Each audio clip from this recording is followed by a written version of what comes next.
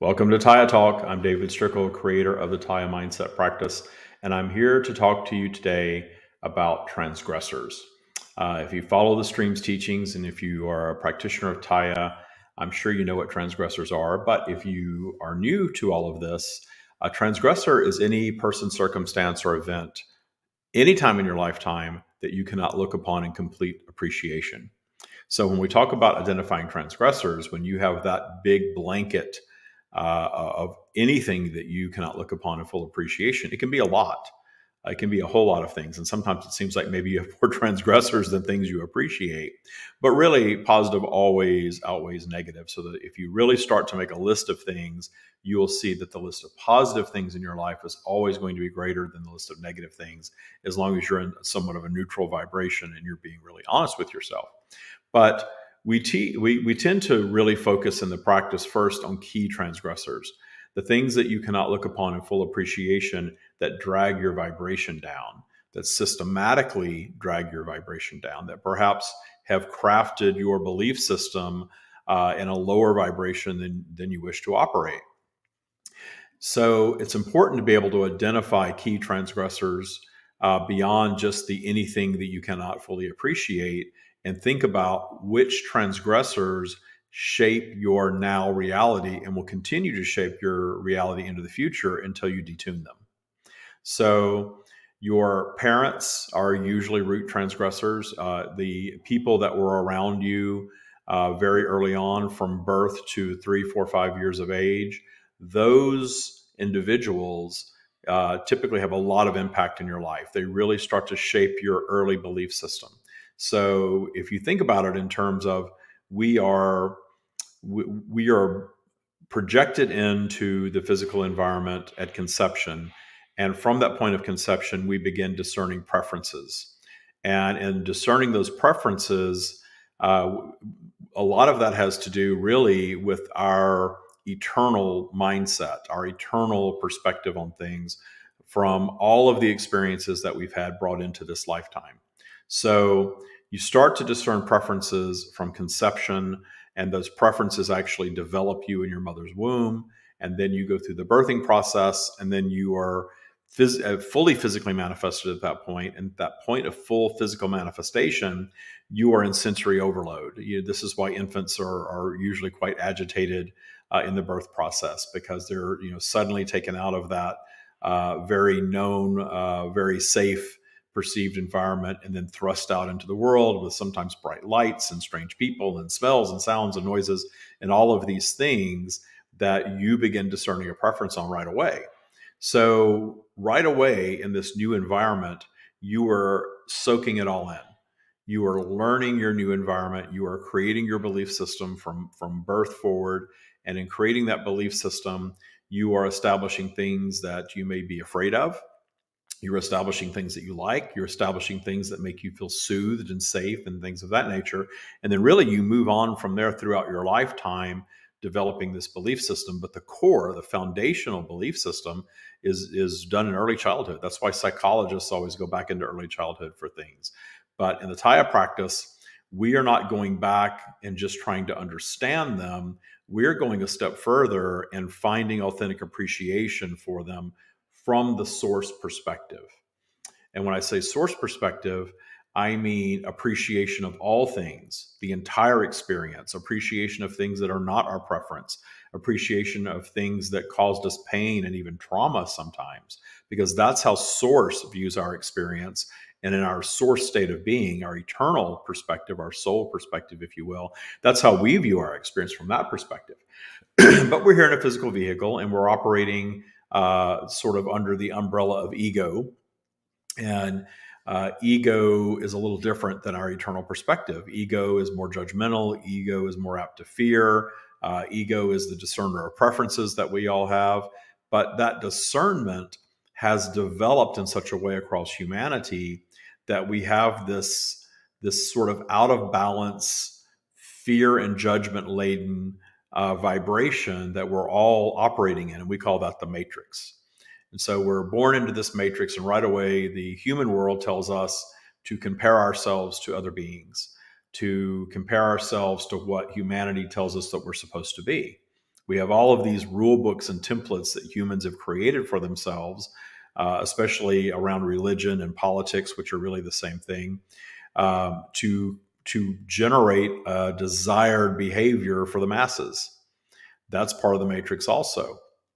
So those of us that are born into a scenario where we don't exactly fit that mold, we can go either way. We can really turn that into a lifetime of self-loathing because we're not what we're supposed to be, or we can use that as a launch pad to really explore our curiosities of, well, I don't believe that. I don't believe that I was supposed to only be this because I don't feel like this.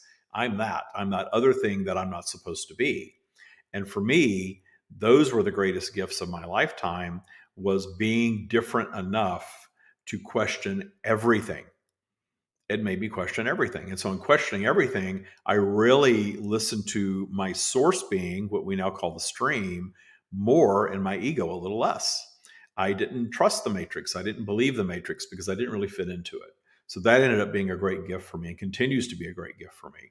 So as we start to think about what lowers our vibration, what holds us away from our source perspective of appreciation of all things, and thus also holds us away from that source creation of guaranteed abundance. That's really what we're all going for here in the end, right? We're going for more abundance in our lives, abundance of whatever it is that we're wanting to experience, and less of whatever it is that we don't want to experience. That's human nature. That is the human physical journey. We're not changing that. We're not solving that. But we're in this polarized environment where there's always two sides to everything, and we're always polarized. And here in the United States, we just had another big election, and once again, the results were polarized, almost 50-50 split on just about anything and everything that you can imagine. So, every once in a while, there's a little disruption to that polarity, and it could be toward your desires or away from your desires. But generally, things stay pretty balanced in our world. And that is really a sign of polarity and a sign that we are still operating heavily in the matrix.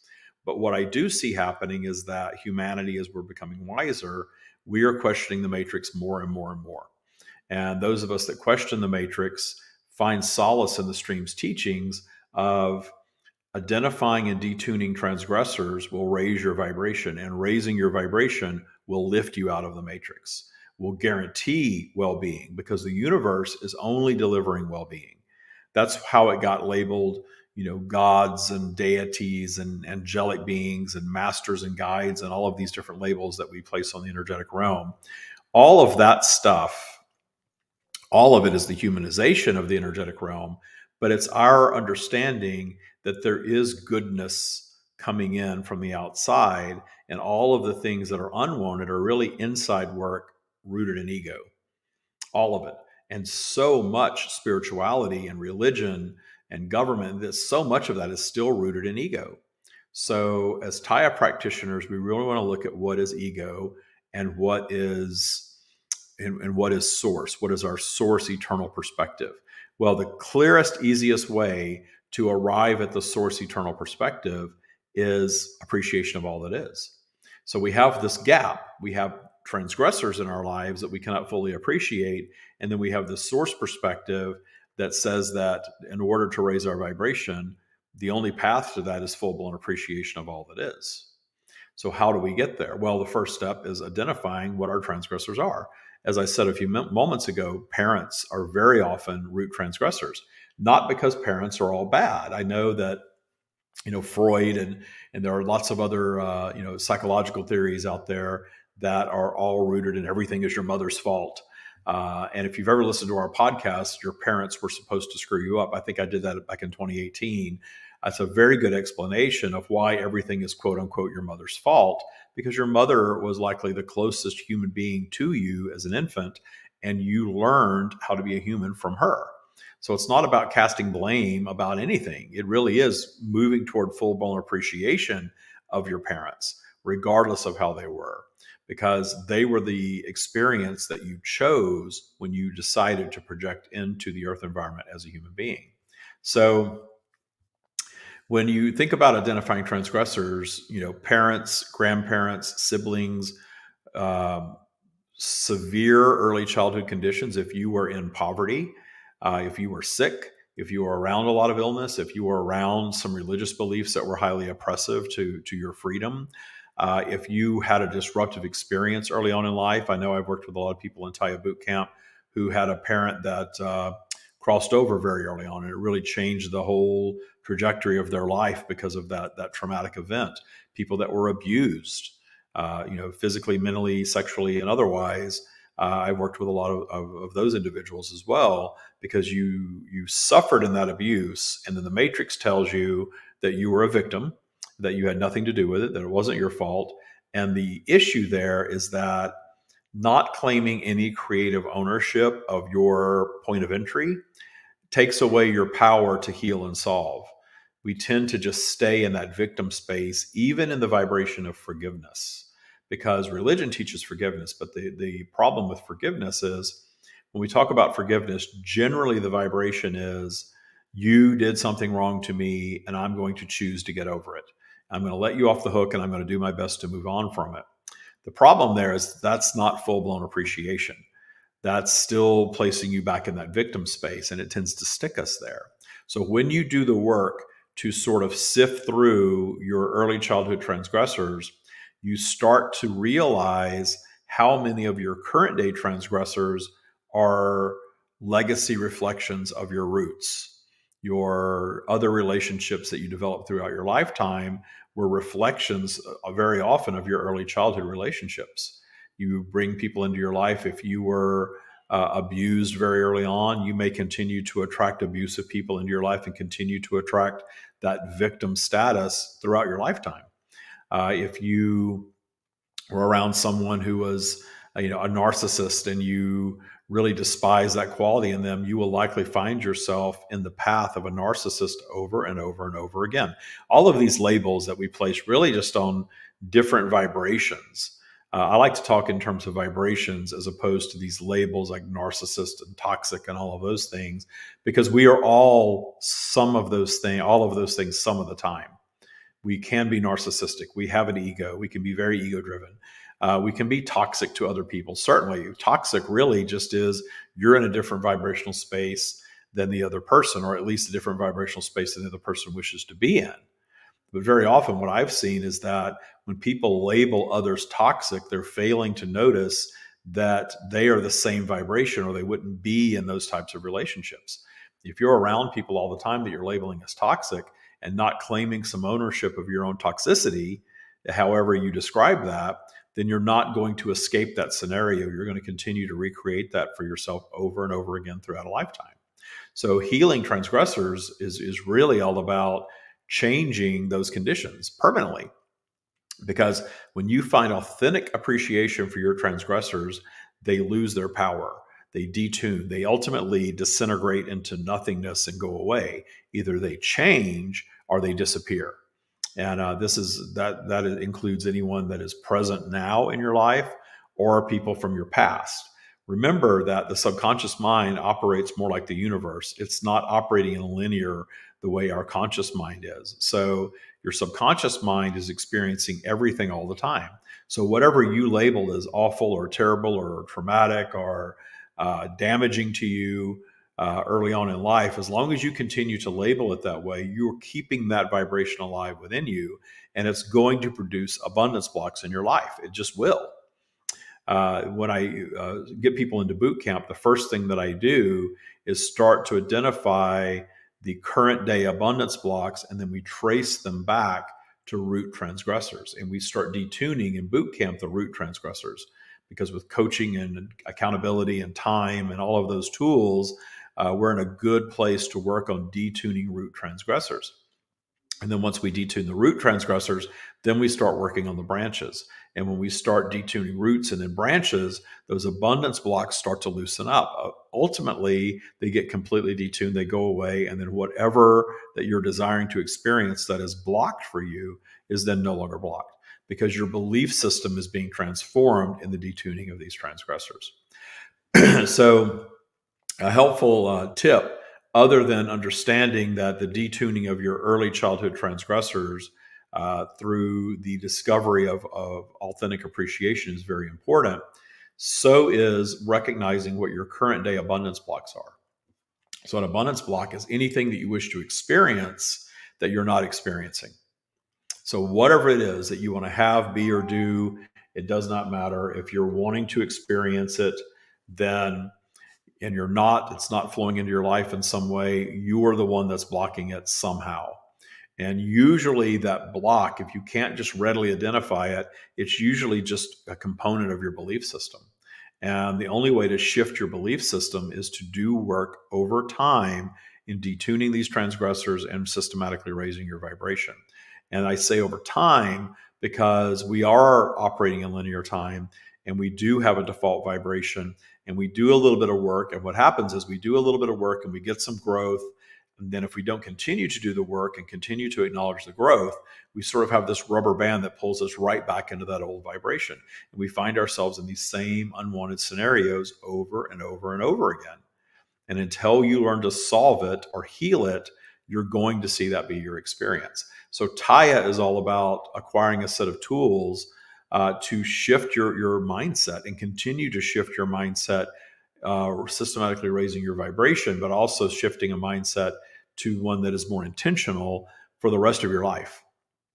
And so that's why the identity of transgressors, being able to identify what your transgressors are, what your abundance blocks are, and clearly understand what's blocking me, and understand that the identifying process is best performed from up your spiral, up above neutral, up in some positive number that is above zero.